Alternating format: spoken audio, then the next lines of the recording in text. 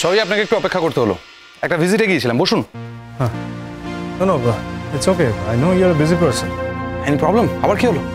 আরে আর বলবেন না, ওই যে মোহর বসু এত ক্যালাস, কাল রাত্রিবেলা ও বাবুরাম সরণে দিয়ে যাচ্ছিল। আপনি তো জানেন রাত্রিবেলা রাস্তাটা একটু প্রবলেমেটিক, মানে ওখানে দুষ্কৃতীদের উৎপাত থাকে। Anything happened? কাল রাত্রে আপনি ফোন করলেন না কেন যখন? নো ইটস ওকে, মানে আই রেস্কিউড হার। ও আচ্ছা, তা কি হয়েছিল? আমি দূর থেকে আসছিলাম, অ্যাকচুয়ালি ওই রাস্তা দিয়ে তো গাড়ি বেশিরভাগ যাতায়াত করে। আমি ওখান দিয়ে শর্টকাটে যাই, আমার কখনো কখনো সুবিধা হয়। বাট হঠাৎ ওখান থেকে যেতে গিয়ে দেখি যে দূরে একটি মেয়েকে জবরদস্তি করা হচ্ছে গাড়িতে তুলে নেওয়ার জন্য, এবং মেয়েটিও প্রচুর বাধা দিচ্ছে। আমি প্রথমে বুঝতে পারিনি, বাট আরও যখন সামনে গেলাম দেখলাম যে মেয়েটি মোহর। মাই গুডনেস, তাই নাকি? হ্যাঁ, সেই জন্যই তো আপনার কাছে আসা। বাই দ্য ওয়ে, আমার কাছে আমার লাইসেন্স গান থাকে।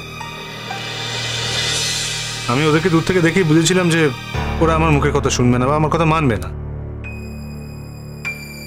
তো আমি ওখান থেকে মোহরকে উদ্ধার করি এবং ওর ডেস্টিনেশনে আমি ওকে গাড়িতে করে পৌঁছে দিই। আচ্ছা, গাড়ির নাম্বার নিতে পেরেছিলেন?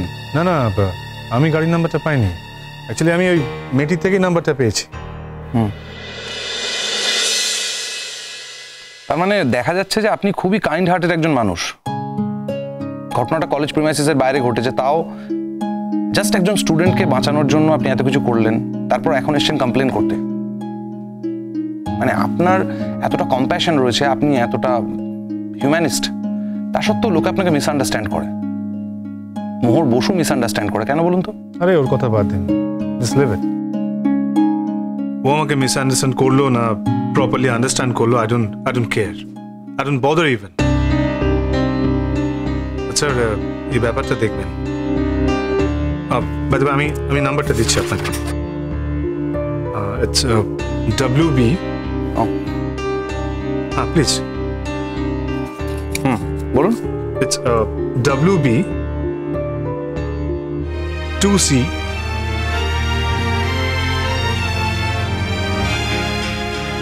ওকে, ব্যাপারটা আমরা অবশ্যই দেখব। আসলে জায়গাটা নিয়ে রিপোর্ট আমাদের কাছেও আছে, নিয়মিত পেট্রোলিং চলে, তবু ফাঁকে ফোঁকরে ঘটনা ঘটে যায়। আমরা এখন চেষ্টা করব অ্যাজ সুন অ্যাজ পসিবল গাড়িটাকে যাতে ট্রেস করা যায়, গাড়িটার মালিক কে, কে চালাচ্ছিল ওই দিন গাড়ি, এগুলো সমস্তই ট্রেস করা হবে খুব শিগগিরই। তবে একটা কথা জানা দরকার, যারা গাড়িতে ছিল তাদের দেখলে আপনি চিনতে পারবেন তো? হ্যাঁ, ডেফিনেটলি। আই মিন, যতদূর মনে পড়ছে ওদের তো কোনো মাস্ক ছিল না মুখে, নর্মালি ছিল। I can easily recognise them. আর একটা কথা, আপনাকে ধন্যবাদ যে বিষয়টা আপনি আমাদের নজরে এনেছেন। দুষ্কৃতীদের আইডেন্টিফাই করতে কিন্তু যিনি ভিকটিম তাকেও প্রয়োজন হতে পারে, তিনি শনাক্ত করতে সাহায্য করবেন তো? সেটা আপনারা কথা বলে দেখুন।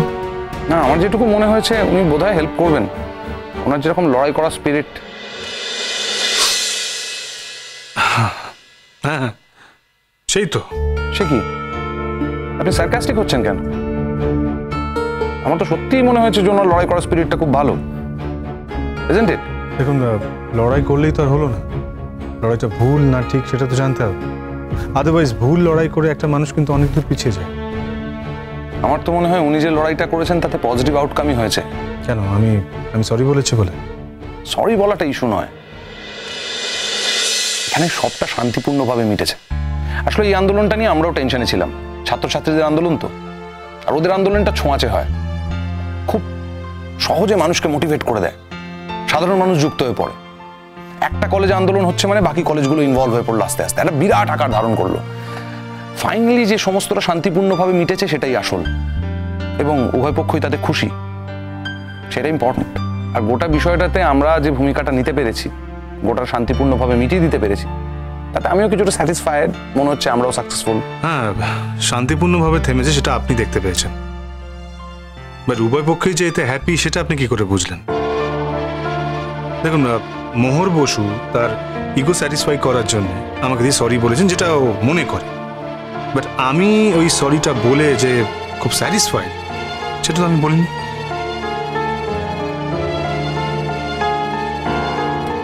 চা খাবেন? সারাদিন ধরে কাজকর্ম করে এলাম তো, আমার আসলে চা খাওয়া হয়নি সারাদিন। আমি চা খাবো, আপনি চা খাবেন? আপনি খান প্লিজ। আমার যা কাজ ছিল আমার হয়ে গেছে। May I come in sir? Yes, come in. Sir, আমি আপনার অফিসে ফোন করেছিলাম, সেখান থেকে আমাকে বললো আপনি এই সময়টাতে থাকতে পারেন, তাই আমি এই সময়টাতে এলাম স্যার। আমি অফিসে ছিলাম না, বসুন। উনি এসে বসছিলেন ততক্ষণ, আপনি উঠলেন কেন? বসুন, চাটা খেয়ে যান। এক কাপ চাই তো, বসুন। আপনি চা খাবেন মোহর? না স্যার, আমি চা খাই না। কি হলো আবার? আন্দোলন তো মিটে গেছে, আর কোথায় সমস্যা? বাই দ্য ওয়ে শঙ্করবাবু, আপনাকে একটা লিখিতভাবে কমপ্লেন করতে হবে। আমাকে? হ্যাঁ, আপনাকে। আপনি তো এলেন কমপ্লেন করতে আমাকে, তাই না? Yes sir. একটা কমপ্লেন ফর্ম দাও, উনি কমপ্লেন করবেন।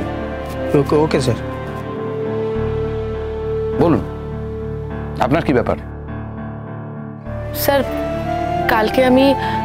কালকে আমার কলেজ থেকে বাড়ি ফিরতে একটু লেট হয়ে গেছিল। আমি রিহার্সাল করে বাড়ি ফিরছিলাম। উনি জানেন, উনি তো আমাকে কাল রেস্কিউ করেছেন। কালকে 2-4 জন ছেলে আমার সাথে খুব মিসবিহেভ করে। তাদের সাথে একটা গাড়িও ছিল, তারা জোর করে আমাকে সেই গাড়িতে তোলার চেষ্টা করে। তখন উনি চলে আসেন, মানে উনি রাস্তা দিয়ে ক্রস করছিলেন, তখন উনি দেখতে পেয়ে চলে আসেন আর আমাকে রেস্কিউ করে। কালকে যদি উনি না থাকতেন তাহলে... আপনারা দুজনে আবার একই বিষয় নিয়ে একই কমপ্লেন করতে আমার কাছে এসেছেন। আসবার আগে একটু প্ল্যানিং করে নিতে পারতেন, মানে নিজেদের মধ্যে একটু আলোচনা। আর স্যার। থ্যাংক ইউ, যাও। তাহলে কি হতো, দুজনেরই পরিশ্রমটা একটু কম হতো, তাই না? Sir, she is the victim. ওই কমপ্লেনটা লিখুক না। কিন্তু আপনি তো আগে এসেছিলেন কমপ্লেনটা লজ করতে। হ্যাঁ, বাট আমি যদি জানতাম যে ও আসবে এই কমপ্লেনটা করতে, তাহলে আমি আসতাম না। বাই দ্য ওয়ে, আমি কিন্তু এই গাড়ির নাম্বারটা ওর থেকেই পেয়েছি।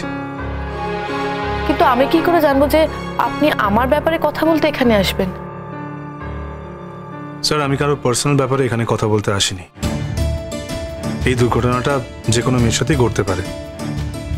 ইনফ্যাক্ট আমাদের কলেজের ছেলেমেয়েরা ওখান দিয়ে যাতায়াত করে। সো আমার মনে হয়েছে ইটস মাই রেসপন্সিবিলিটি, তাই আমি এখানে এসেছি। ওর জন্য এসেছি। My foot.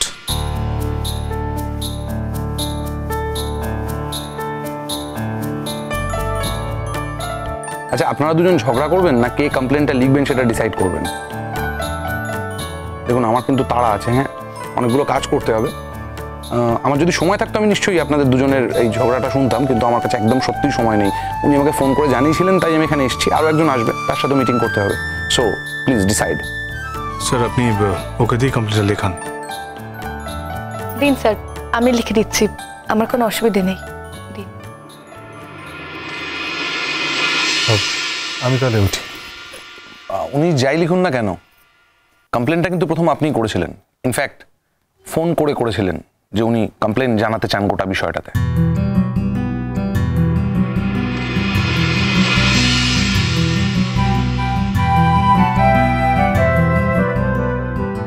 আপনি চাইলে কিন্তু কিছু লিখতে পারেন, কেননা সাক্ষী হিসেবে আপনি ওখানে ছিলেন। পরে যদি সাক্ষী প্রমাণের প্রয়োজন হয়... ঠিক আছে, পরে যদি সাক্ষ্য প্রমাণের প্রয়োজন হয় আপনি আমাকে ডাকবেন, আমি অবশ্যই আসবো। আচ্ছা, থ্যাংক ইউ।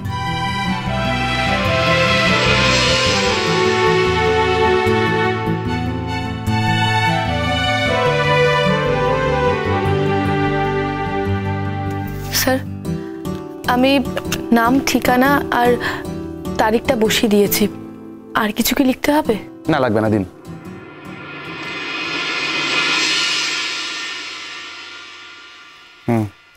ভদ্রলোক তো রেগে গেলেন।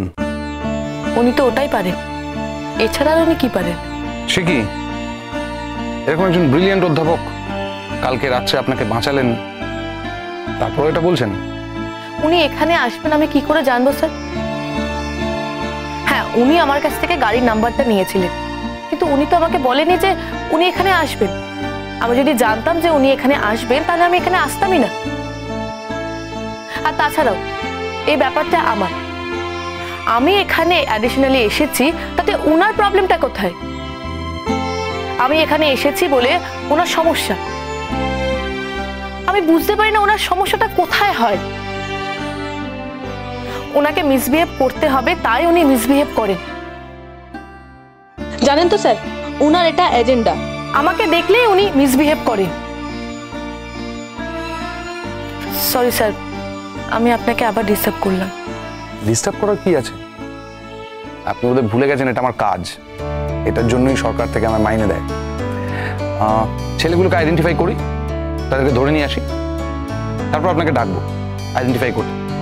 আর শঙ্খবাবুকেও ডাকবো। শঙ্খবাবু আসবেন কিনা আমি জানি না স্যার, কিন্তু আমাকে ডাকলে আমি অবশ্যই আসবো। আচ্ছা স্যার, নমস্কার। Thank you. আসুন।